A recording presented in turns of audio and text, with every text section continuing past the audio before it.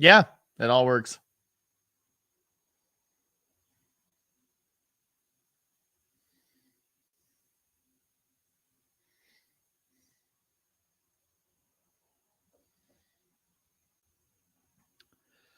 Hello, and welcome back for another great episode of Free Solution. My name is Craig Miles. So happy to be here with you today.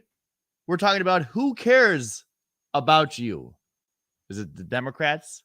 Is it the Republicans? Is it somebody else? It's pretty easy to find out when you go and you look at some of the actions that our elected officials take.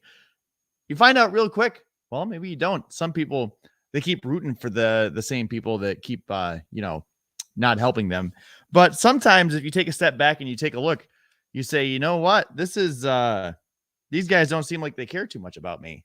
And it's important, I think, just as in your life, in politics, to kind of recognize when you're being had. And that is the answer you may have already suspected by the title. That is, neither Democrats nor Republicans, if they are in the establishment class, care too much about what you think or what you do until you show them that their meal ticket is in jeopardy. You have to show them somehow that you're not going to take it. You're not going to stand for whatever it is that they're claiming they're helping you with and then not helping you with. It happens all the time. It happens at the state level. It happens at the national level. It happens at your local level. I see it all the time here in my county, where a lot of people have opinions about what they would like the government to do for them. And then they vote with the promises from the officials. And then those officials go and either don't answer the promises or do the exact opposite. And this is both sides of the coin. This is the Republicans. This is the Democrats. They are both guilty of it. They become beholden to the establishment, to their own interests, to the interests of the people that help put them in office, to the interests of their business friends, to the interests of basically any guy or girl that can get in a room with them and show them it's in their best interests to maybe listen to them, maybe do a couple things that will help it out a little bit. And this is always the case. This is always the case. There is no exception to this rule. This is a hard and fast rule, and that is that the people that you're voting for, unless you hold them accountable by throwing them out of office, are going to do what is good for them and what is good for their friends. And they are not going to care about you because they know that they have your vote. They know that a third party is stealing their vote. They know that you have to vote for Hillary or you have to vote for Trump, the two worst candidates ever, according to some people. You have to vote for one of them. No, you do not. You can vote for a third party. And that upsets the entire apple cart. And most of the time, you're used to hearing from Larry Sharp on Tuesdays, but I am filling in for Larry Sharp today. And that is because he has a lot going on with this exact situation. You have the Democrats having their primary debates, you have the Republicans having their primary debates, and you have everybody not paying attention to the third parties. And that is by design. That is because most people don't even know that there's a third party that they can vote for. And that is because the Democrats and the Republicans have written the rules for the election laws to make sure that any chance of upsetting the balance, of upsetting the apple cart, they make sure any chance of that is squashed. But they got to make it look like it's possible. So they make a bunch of rules. It's like, you just got to follow the rules. Just got to follow the rules. And then it's so easy. Anyone can follow the rules. Anyone can get on. Just follow those rules, man. I'm not stopping you. I'm not stopping you at all. Yeah, nonsense. It is nonsense. It is narcissistic abuse. I will continue to say it. They make things impossible for you. And then they look at you and they're like, why are you struggling so hard? This isn't that hard. Look, I'm doing it. Yeah, you wrote the rules. You wrote the rules, and you don't have to follow the same rules that you're making me follow. And I can't change them because nobody will listen to me, because you have them convinced that they must vote for you because you're the savior. Yeah, that's nonsense. That is absolute nonsense. And I'm going to get into a bunch of specifics this hour, not just general ranting, about how it is that the government repeatedly takes responsibility for you without your consent. They say, I am responsible for this or for that in your life. You say, well, I'd really rather do that on my own. They say, too bad you can't. And now this is how you're going to do it. This is how we're going to help you. And you can do it, or you can go live in the woods somewhere in the mountains, or you can go to jail. Like, those are your options. If you want to be a part of a free and civilized society, this is how we're going to take care of all of these things. I'm getting comments left and right here. Dave Davis says, they will never be voted out of office. Well, they can be voted out of office if you change people's ideas, people's opinions. If you can get to them and explain to them that these Democrats and these Republicans and this establishment does not care about them, and you can show them instances over and over and over again where that is the case, maybe they still won't believe you. Maybe they still won't listen. And that seems to be the case. That seems to be my personal experience. But then you get a few people, it clicks. They say, you know what? You're right. Even that's not enough, though, because people recognize it. And then when it really gets down to it, when it's time for them to go and pull the lever for a third option, they fall back. They say, well, what if I'm the one vote that makes Trump win? What if I'm the one vote that makes Hillary win? You know what? You're not, because those aren't Hillary's votes and those aren't Trump's votes. Those are your vote. That's another thing that they convince you. They say that you're stealing the vote from the Democrat, or you're stealing it from the Republican. You're not stealing it from anybody. Nobody owns that vote. That's your vote. Tell them they are full of it. That's nonsense. Laugh in their face. Who are you? Who do you think you are that you're entitled to my vote? Convince me. Tell me why you deserve my vote. Then maybe I'll think about it. If we would do that, if that's how we would treat elections, then third parties would win all the time. And it's a constant struggle, because eventually you'd have the establishment, you'd have special interests, you'd have the things overtake whatever it is. That's why the battle never ends. You always have people pursuing their own agendas. You always have people attempting to use power structures to their advantage. And you have the same people telling the people that they claim to help that they are helping them, while they're doing the exact opposite and helping their friends. So the fight is never over. And the issue is that we've become complacent. We go to Fox News, we go to CNN, we turn it on, we listen, and we hate the other person. Then we go about our lives, say, well, it's not that bad. I don't have to eat my dog yet. Yeah, ground beef is $6 a pound. That kind of sucks. It kind of sucks when I got to spend $100 to fill my gas tank. But, Uncle Joe, he's going to fight that. He's going to get rid of the tax. Which, by the way, if we don't need the tax and we can get rid of it when it's too expensive, why do we have the tax? It's just like with all of the COVID restrictions. Oh, well, we don't have to do this. It's an emergency. If that was an important thing, wouldn't that be the best time to use that? Like, in an emergency, if it was really important, you would think that really important thing would be extremely necessary in the midst of an emergency. Turns out it's all nonsense. It's all nonsense. And once you see that, it becomes very easy to recognize it over and over and over again. Dave Davis says, stop hitting yourself. Stop hitting yourself. Exactly. Yeah, they have your hand. They slap you across the face with your own hand. They say, why'd you do that? What are you, an idiot? Here, you know what we need?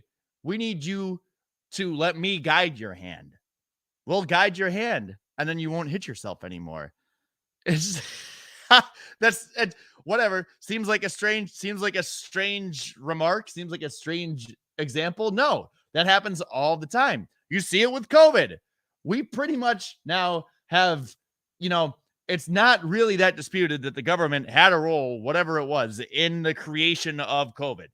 We were studying something, or at least we knew about it, and we didn't tell, when it was about to break out. We were like, it's going to happen. So they were responsible in some way or another.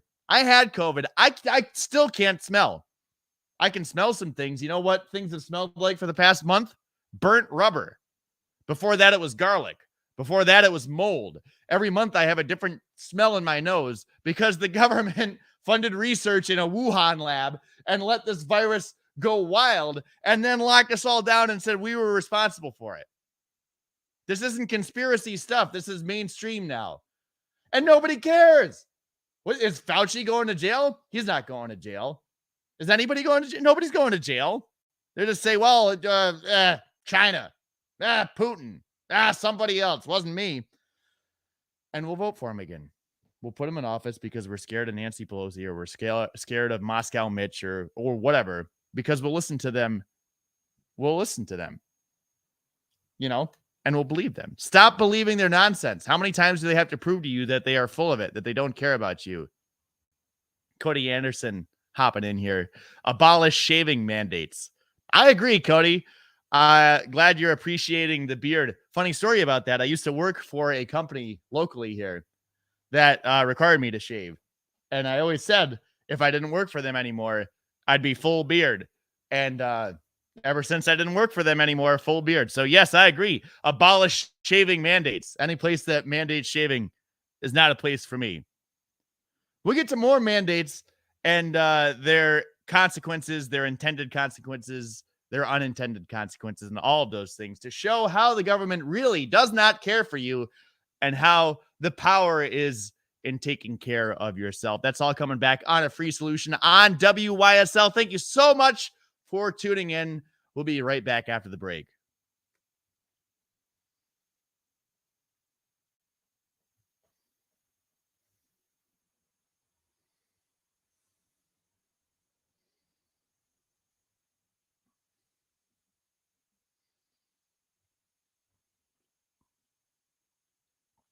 Yep.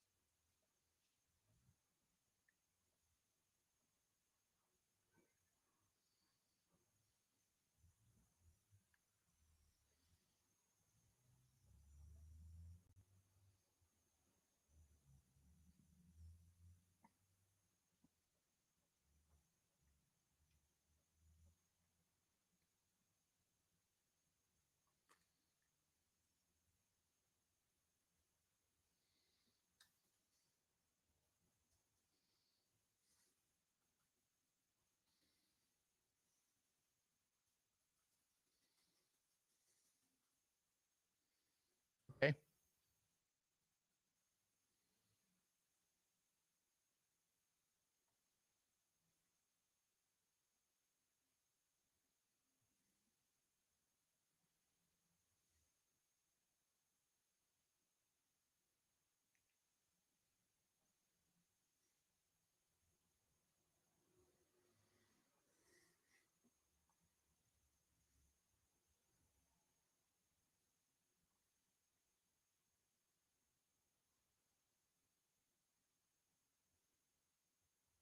Alrighty.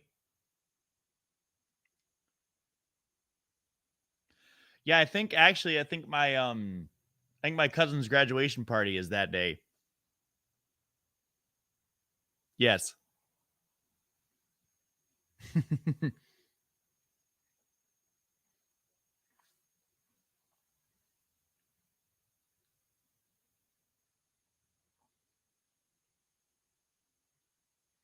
Welcome back to A Free Solution on WYSL. No worries to the people watching online, doing things a little bit differently with the stream today, so you won't hear the commercials or any of the radio station stuff. You'll only hear my voice, but do not worry if you don't hear anything.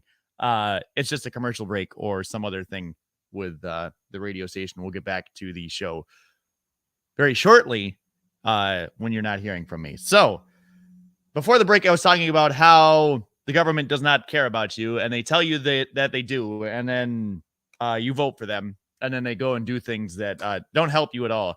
In fact, they make life worse for you in most cases. And Dave Davis is loving the show today. Commenting, says, if the Libertarian Party was actually stealing votes, we must suck at it because we never win.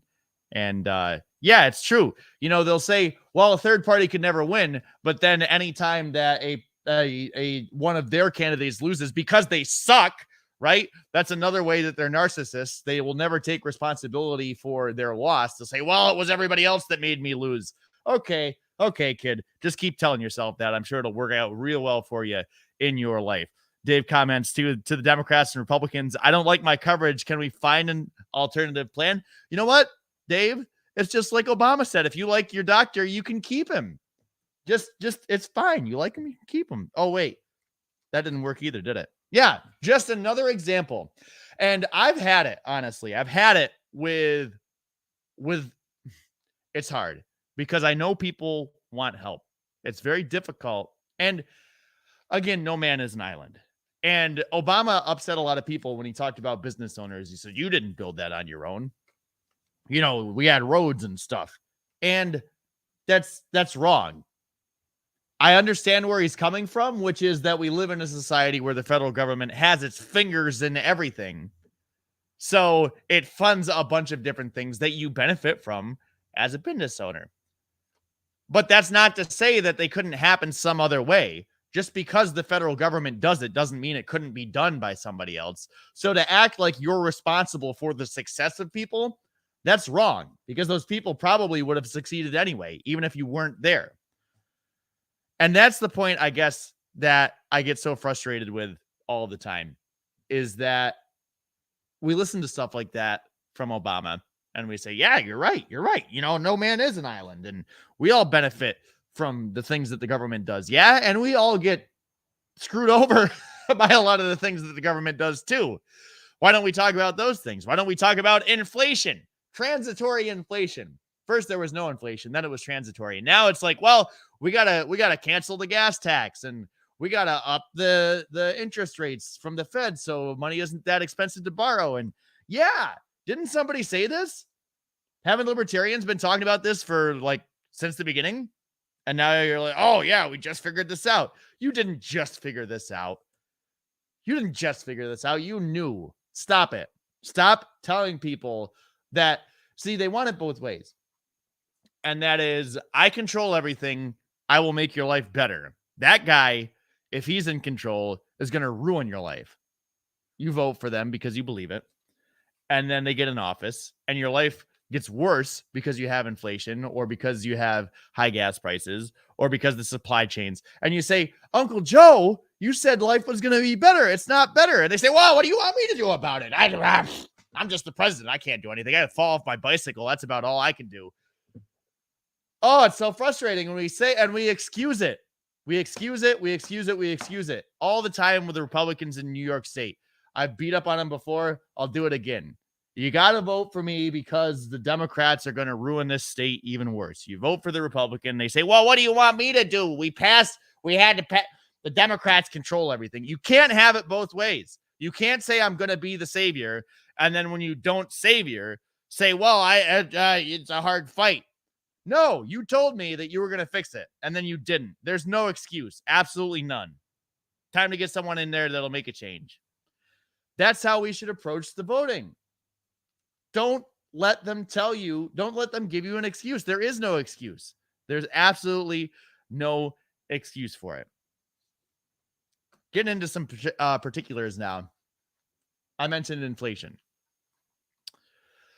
The Federal Reserve is responsible for controlling inflation, and it is responsible for controlling unemployment.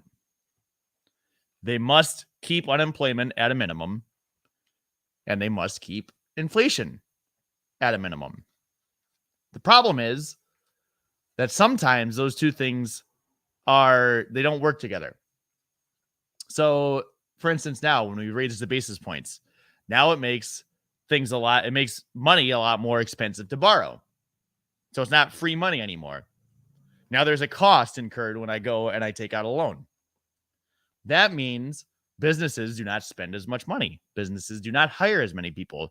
Businesses may even lay off people. Elon Musk just laid off a bunch of Tesla employees. Everybody said Elon Musk is an evil capitalist. Elon Musk is just responding to what the Fed is doing.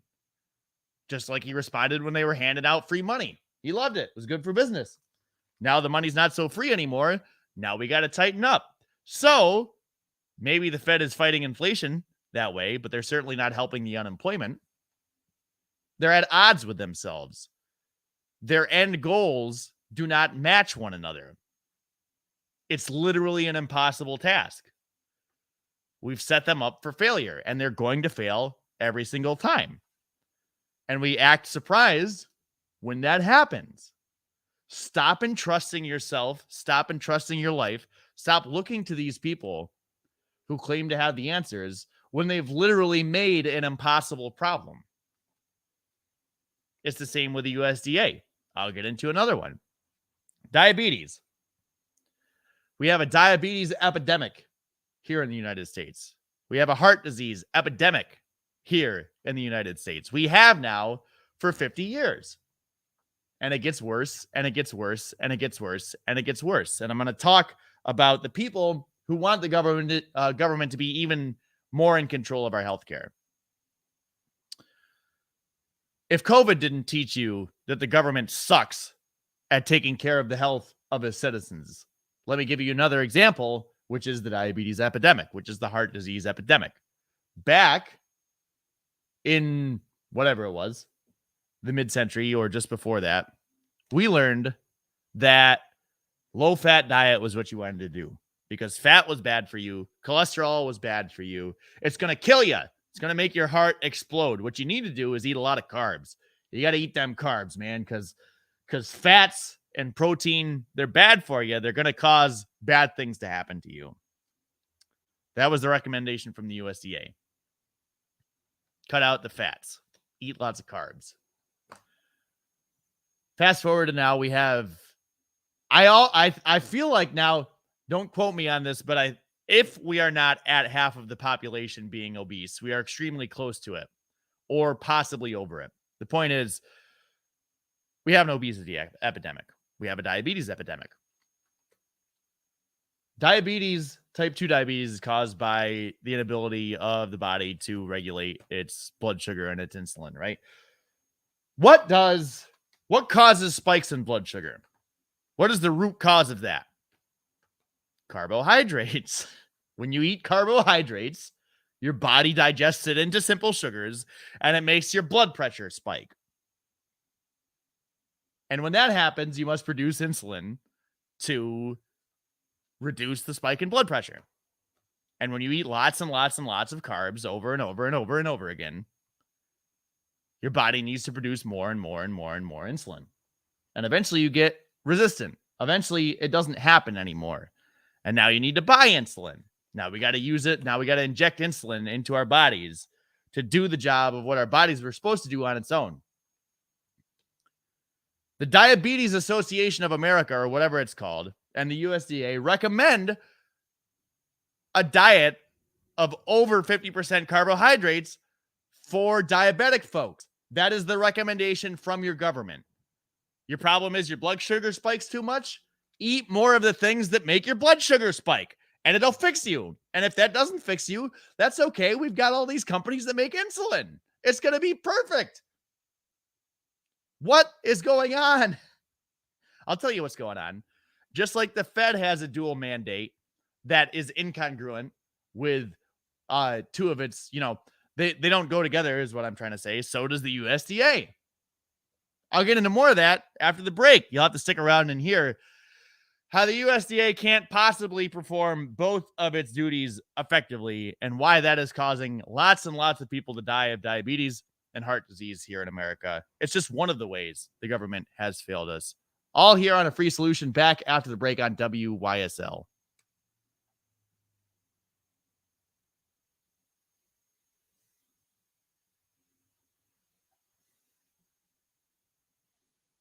Yes, no problem.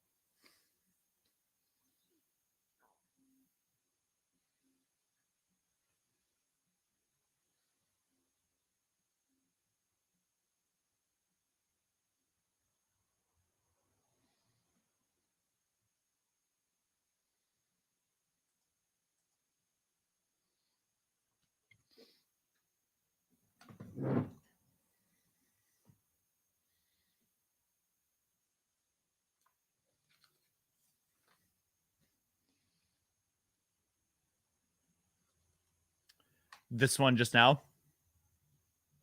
Yeah.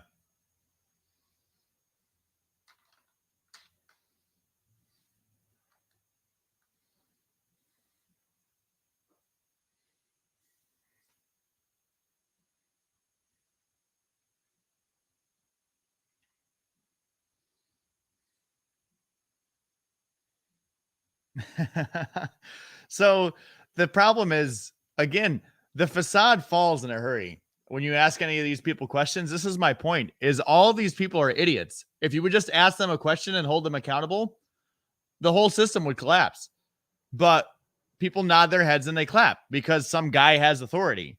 And that's the problem literally with everything. We don't ask the questions.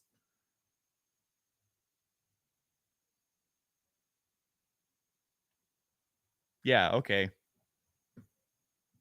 Why don't you know that answer? Maybe you should know that. Like, you're the guy. Aren't you the guy?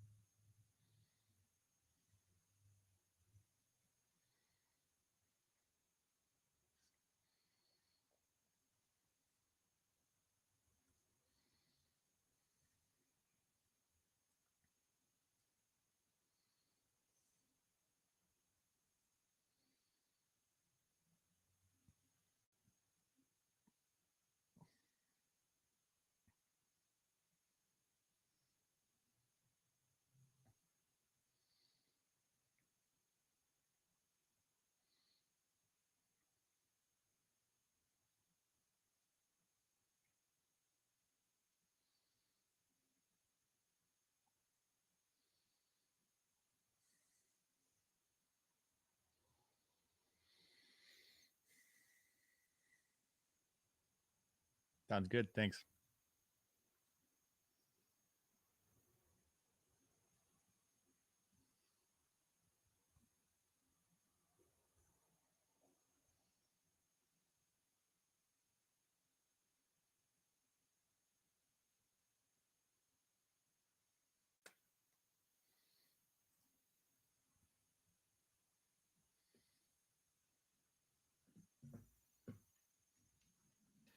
Here we are back on WYSL, a free solution. My name is Craig Miles. I'm in for Larry Sharp today because Larry is fighting to get his name on the ballot. All they do is fight us at every turn because they're scared, because we ask the questions, we give the answers. That's not what politics is about today. Politics is about, I'm going to say things and you're going to nod your head. I'm going to do things. You're not going to question them. And that's how that's going to work. Not only that, but you're going to pay for it. And you're going to pay for it. And you're going to pay for it with your life, with your money, with all of it. And I am going to kick back my feet and sit on the beach in Cancun. And yeah, I don't really care about what you think. That is politics. Am I wrong? Like, comment, share. Tell me on Facebook, YouTube, Twitter, all of the things. If you are watching, make sure to throw a comment in there. Always love to hear from anyone that is watching the show. And before the break, I was talking about the USDA and how it is impossible for them to meet both of the things that they've been tasked with. And both of those things, one of them is to promote agriculture in the United States to help crop growers and producers. The other is to recommend diets that are healthy for the American people. The biggest crops produced in this country are sugar, corn, soybeans, I think tobacco. The point is sugar, corn, and soybeans, big three, right? So that's why they're in all of our things. That's why you find corn syrup and everything. That's why you find soybean oil and everything. You also find sugar in everything. Wheat too. Big producer of wheat. So in order for the USDA to promote these things to help these farmers, they need to sell more of these things, right? And how do you sell more food? Well, you tell people to eat more of the things that we produce. Eat more corn, eat more soybeans, eat more sugar, eat more wheat. Full disclosure on this, I work on a family farm. We grow corn and soybeans because that's what makes sense to grow. Because that's the system that we have. So we grow lots of corn and we grow lots of soybeans. And then when I go and I buy blue cheese dressing, it's all soybean oil. Or when I go and buy maple syrup, quote unquote, it's all corn. It's all corn syrup. That's why we have those things. Are those the healthiest things for you? If the USDA wanted to promote a healthy diet, would they promote those things? Probably not. There's lots of studies that say those things are very, very, very, very bad for you. I'm going to show you, for the folks watching online, something that I found in a little free library today in my town. It's called The Healthy Kitchen. It's a pamphlet. Delicious recipes for people with diabetes. And for those of you that are watching online, tell me what that is on the front of that pamphlet. And tell me, does that look like something a diabetic should eat? For those of you listening, on the diabetes pamphlet, there's a picture of pancakes and strawberries in syrup. Pancakes, lots of carbs, lots of sugar. Strawberries in syrup. Again, sugar, sugar, sugar. If you're a diabetic, the USDA and the Diabetes Association tell you this is what you should eat. You're diabetic, eat pancakes with strawberry syrup. Eat that. That'll fix your diabetes. I'm not making this up. This is a literal pamphlet from the American Diabetes Association. What else do they list? Cinnamon streusel coffee cake. That's going to help your diabetes. No, all that's going to do is help sugar, big sugar, sell more sugar, big wheat, sell more wheat. And they also recommend oil, vegetable oil in here, right? So you've got those oil producers as well. That's what the USDA is doing. They are selling food to you, and they're telling you it's healthy for you. And when you keep eating the diet that they recommend to you, and you keep gaining weight, or your blood pressure keeps spiking, because that's what happens when you eat carbs, they tell you you're crazy. You're not trying hard enough. Maybe you should eat less. Maybe you should just not be so sedentary. They're literally recommending a diet to you that causes the problems. And they say it's going to fix it. It only makes it worse. They've been doing this for 50 years. For 50 years, they've been telling you this. This blew my mind the other day. I watched a documentary. And in health class, I learned that you have essential proteins and you have essential fats. Your body needs those to be able to make cells. You know what they don't have? Essential carbohydrates. You could live your entire life without eating a carbohydrate, and it would have no ill effect on you. Yet, that's what we recommend most of the diet to be. The bottom of the food pyramid. Breads, grains, all those things. If you want to really dive into this, I've been familiar with this for a while now, but it still blows my mind. Every single day, I find another way that things that you go along with in your everyday life that you don't question, you just accept as normal. It's been put there. It's been put there by the USDA and the people paying them to make laws or whatever it is. Name the other organization. Most things in your life are not happening by accident. They're happening because somebody in Washington or somebody in Albany said that that's how that should happen. So anyway, if you want to learn more about this, Mary Ruwart and Marion Nestle are two great authors on this. Mary Ruwart, she's a libertarian. Marion Nestle, I'm not entirely certain where she leans politically, but she's a big take on the food industry lady. And they both talk about the food pyramid and how it's basically just a handout to all of the producers, to all of the agricultural producers in the country. What do you think? What do you think the FDA is doing with insulin? Are they trying to sell insulin, or are they trying to get people off of insulin? What do you think they're doing with COVID shots? They trying to sell more COVID shots? They're trying to keep people healthy. It makes you wonder, when the USDA has already done this, has a history of this for 50 years. Why do we think that it's not going on in other government agencies? The answer is it is. It is. In every single thing that the government touches, any corruption that is happening in any one of those areas is happening in all of the other areas. Sorry, I'm getting wound up, but it's so easy to see. Once you lose trust in the system, once you realize that it's all the same system, that it's all the same people making all the same rules and they all don't care about you, you realize it's all a charade, and that if you want to change anything, you have to throw the bums out. Nancy Pelosi, gone. Chuck Schumer, gone. Moscow Mitch, gone. Get them out of there. Political dynasties. Why did we vote for 2 Bushes in a row? Why were we going to vote for another Clinton? They all are the ruling class. Get them out of there. Stop asking them to fix your life, because you know what they've done to your life for the past 100 years? Made it a lot harder to live. That's what they've done. It's nonsense. It's horrible, and we continue to accept it. We continue to encourage it. Stop encouraging it. Vote for someone else. Vote for an outsider. Vote for a third party. Vote for Howie Hawkins, Larry Sharp. Who's that crazy lady in the Democrat? Oh, I love her too, and I can't remember her name. She was Oprah's life coach or something like that. And she was in the Democratic debates for president, and everyone rolled their eyes at her because she talked about spirituality. She talked about people growing their own food. She talked about actual solutions, and people acted like she was the crazy one because she was telling how you could take care of yourself and not telling how Uncle Joe could write checks, or how Pete Buttigieg could save the world all by himself, or things like that. It's crazy.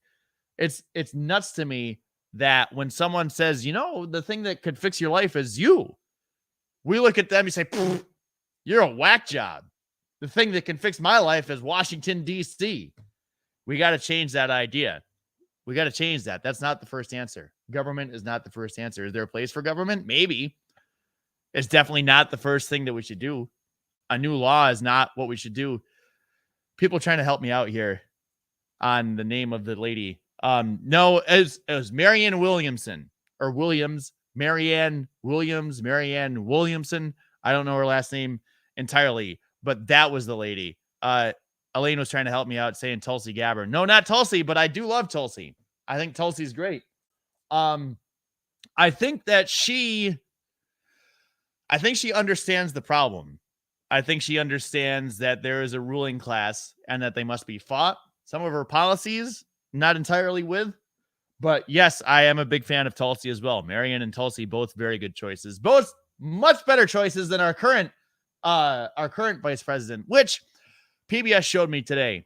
PBS, whenever I watch a YouTube video, YouTube always throws me over to PBS as the next suggested video.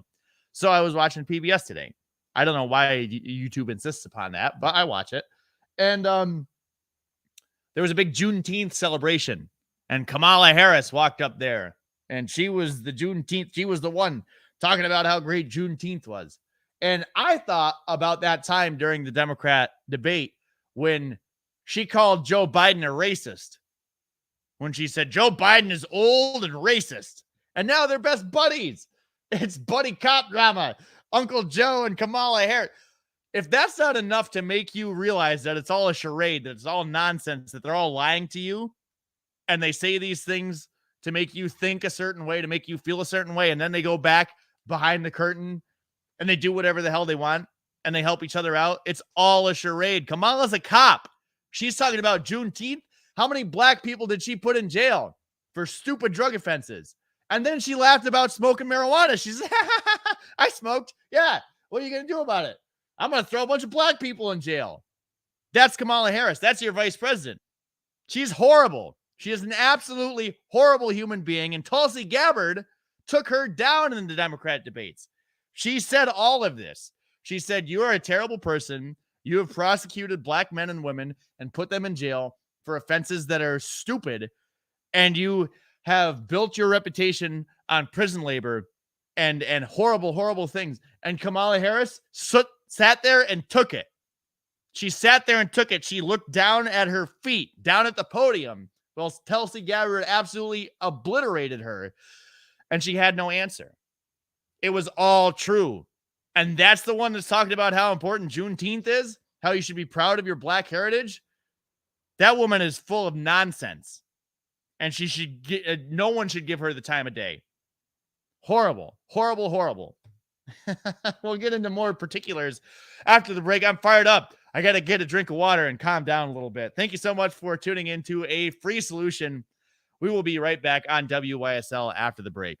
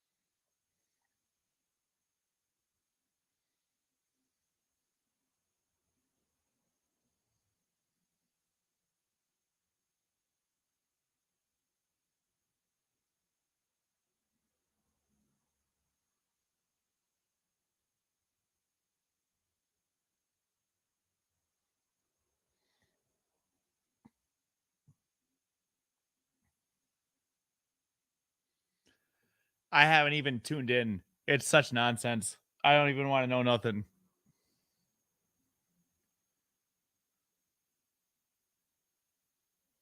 We are back on a free solution on WYSL. Thank you so much for tuning in. My name is Craig Miles. I'm in for Larry Sharp today because Larry is fighting to get on that ballot so that you have a choice. Because you know what the establishment hates in New York? Choice. You know what they love in New York?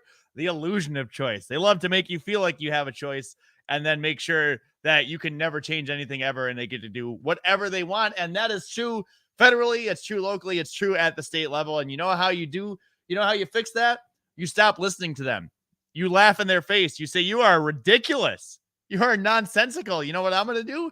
I'm going to vote for Larry Sharp. I'm not going to vote for you. You don't deserve my vote. Getting some comments in here. Elaine says, Larry and his followers should talk more about the stupid regulations in the trucking industry and trucks. It's a huge problem. Elaine, you are 100% correct. And you know what? This is another problem created by the government. You know how we could ship a bunch of goods? Literally, the word for shipping, right, is shipping. You send it on a truck, it's called shipping. Well, that originates because we used to send things on ships. And then there was this thing called the Jones Act. Remember the big stick? Teddy Roosevelt said, speak softly, and then if people don't agree with you, just beat them with a stick. If that's not how the government works, I don't know what is. But that was all about the Panama Canal. That was because we had to go down there. We had to open up the Panama Canal because we had to be able to ship stuff around the country. You know, we had to get it from one side of the country to the other. And we did that with ships. And then there was the Jones Act, which was a protectionary act for shipbuilders in America. You couldn't ship goods unless they were on an American ship. And turns out makes it very expensive. And there's only a few people in America that make ships. So then everything had to be shipped on trucks. We had to build this massive interstate highway system and had to build the trucking industry so that we could ship everything on trucks where it could be shipped on ships if we would repeal the Jones Act. All of these supply chain issues, all of these expensive shippings, we could make that a lot less if we would repeal the Jones Act and allow people to ship stuff on ships of their choice. Just let people ship stuff however is cheapest. Don't give nonsense rules and regulations. So that's the first thing is we have a trucking industry because the government made it necessary. And then, to Elaine's point, they put a lot of unnecessary rules and regulations on the folks. Now we must do, you used to have to keep a log. Had to keep a log and people would fudge it because the rules are nonsense. They've set up rules that are impossible to follow and to be able to make any useful, essentially they've made it impossible to follow the rules and be good at trucking. So what did people do? They lied on their logs. They said, yeah, I napped then. They didn't nap. Well, the government found a way that, well, we won't allow paper logs anymore. We got to do electronic logs. You got to log in and we're going to watch you. We're going to see you. And they did have a carve out for independent truckers, I believe. If you were an independent trucker, you didn't have to do that. Even that now, they've made it so impossible to be an independent trucker through regulatory capture, through giving handouts to trucking companies. They've made it so that basically you have to work for another company. You can't be an owner-operator. And all of those big companies, they follow the electronic logs. So truckers are treated horribly. And John Oliver did an episode about this, about how it's a whole lot of work for very little pay once you get through all of the nonsense as far as, first of all, rules, regulations, licensing, and then second of all, having to work for a company and all of the things that they're allowed to do because they have a monopoly. And where are you going to go? Nowhere else. Elaine mentions emissions regulations as well. Shut the trucks off constantly. I have a trucker friend. So for those of you who aren't familiar, the EPA threw out all of these rules about emissions. And in order to meet them, diesel trucks have diesel exhaust fluid and they have these filters and they have all these things to extra burn the emissions from the trucks, make it extra clean. So this filter captures all this particulate. And then when the filter gets too full, it pours gallons and gallons and gallons of raw diesel fuel onto this filter to burn all the particulate out. Tell me how that's any more better for the environment. I have a trucker friend who had to sit and burn 34 gallons of diesel fuel while his truck was unable to move in order to clean out that particulate filter that was supposed to make his truck better for the environment. Again, nonsense. It's just nonsense. And it's useless, and it usually ends up being more harmful in the long run.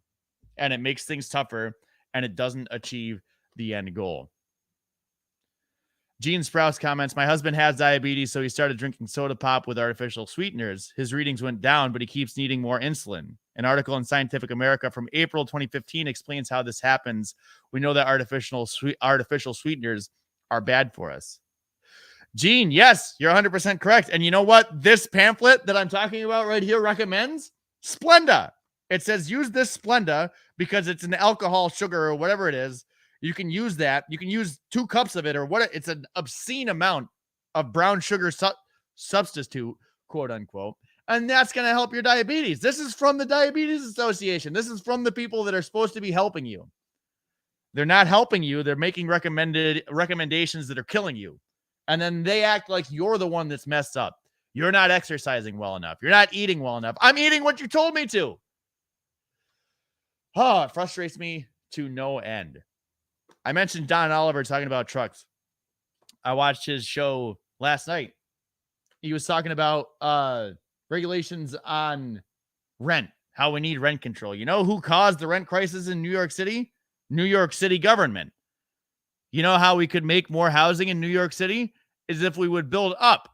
We could build affordable housing, stories and stories and stories tall. Take care of that tomorrow. You know why you can't build up? Because you got to pay for air rights to your building. You got to pay to be able to put extra stories. You got to pay the government. Pony up. That's what killed Penn Station. Penn Station had to turn into MSG because they couldn't afford the air rights above their station. And then that was the catalyst to create all of the historic preservation. Penn Station had to be demolished because of government regulations. So then we made more government regulations to prevent historic buildings from being demolished, even though it was the government that made it so that the station had to be demolished in the first place. That is a microcosm of the problem. John Oliver said we need more regulations. No, we need fewer regulations.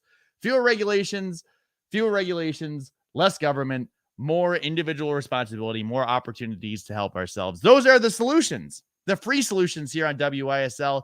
Thank you so much for tuning in. It's been a pleasure speaking with you. Hopefully, be able to speak with you very soon.